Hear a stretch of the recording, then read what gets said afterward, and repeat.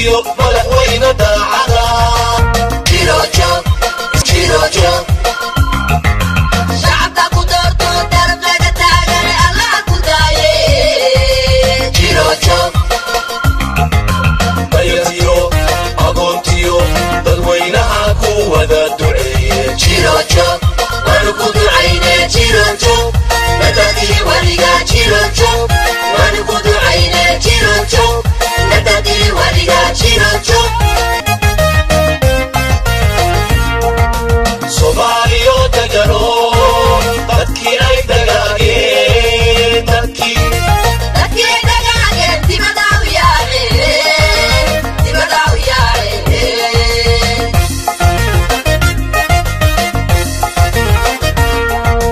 Soomaaliyo dagalo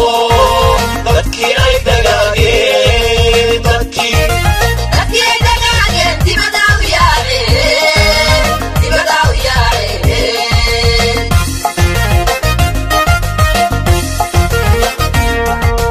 dagaal odayaashii lumiyeen qarannimadii dalka horumarkiisiyo madaxweyne daacada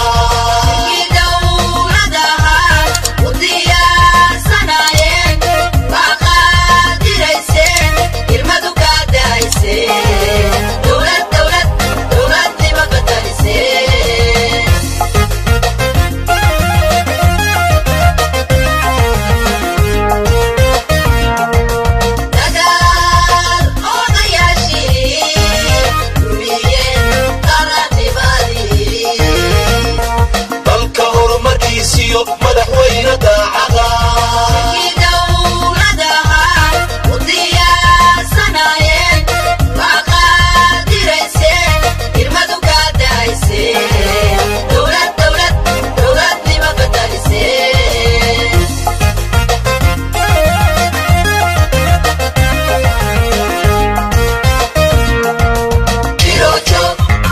shacabka ku doorto daraflaga taagan Allah ku daaye jirojo baytiyo agoontiyo dadweynaha ku wada duceeye jirojo waanu ku ducayne jirojo nadadii waliga jirojo waanu ku ducayne jirojo nadadii waliga jirojo tacliinta loo dareeriyo dabargoynta cudurrada dabargoynta cudurrada dawaynta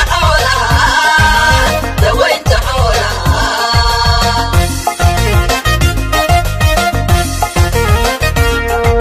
dibu riski warshada horumarkiyo dadaal muujinada qaartii dambaajiya dibaadaha ku noolo daydayo dhacaya sameeye samaadii dambaajira waana laga digtooye qof kastoo darajadooda dastuurkee xayaa jira dowgaa loo maraya dowgaa loo maraya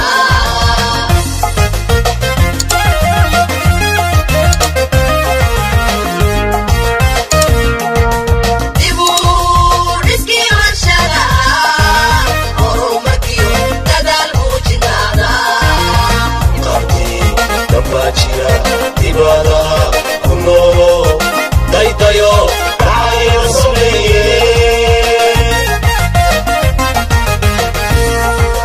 samaadii dambaajira waana laga digtooye qof kastoo darajadooda dastuurkee xayaa jira dowgaa loo maraya dowgaa loo maraya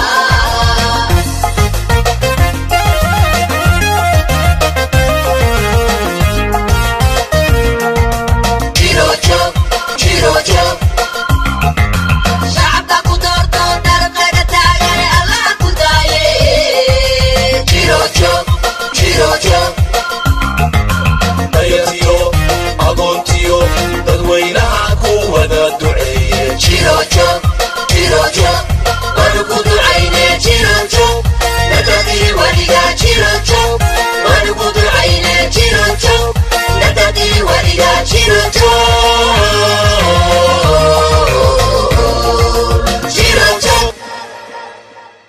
you, Mr. Chairman,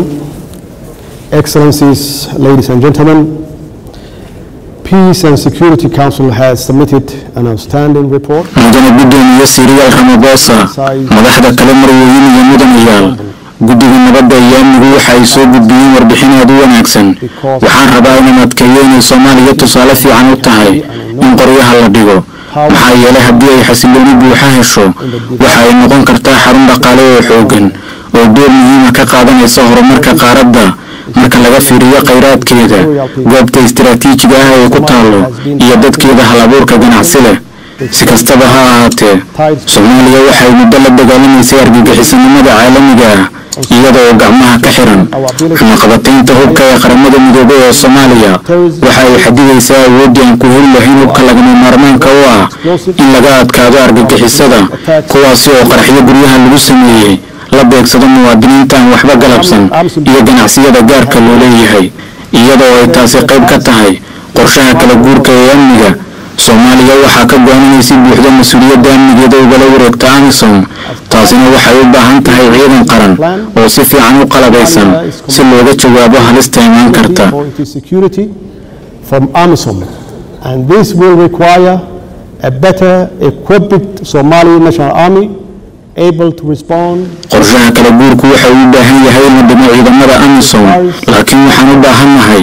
qorshe cad oo lagu dhisayo ciidamada xoogga dalka Soomaaliyeed si ay mas'uuliyadda uga wareegaan AMISOM waxaan mar waliba abaal uga haynaa ciidamada AMISOM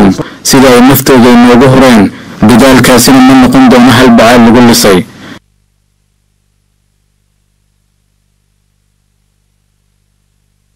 qoridhigistu waxa ay mudnaan muhiim ah u leedahay qaaradeena waa inaan sameynaa dadaal kasta si arrintan mudnaanta koowaad loo siiyo heer kasta oo la joogo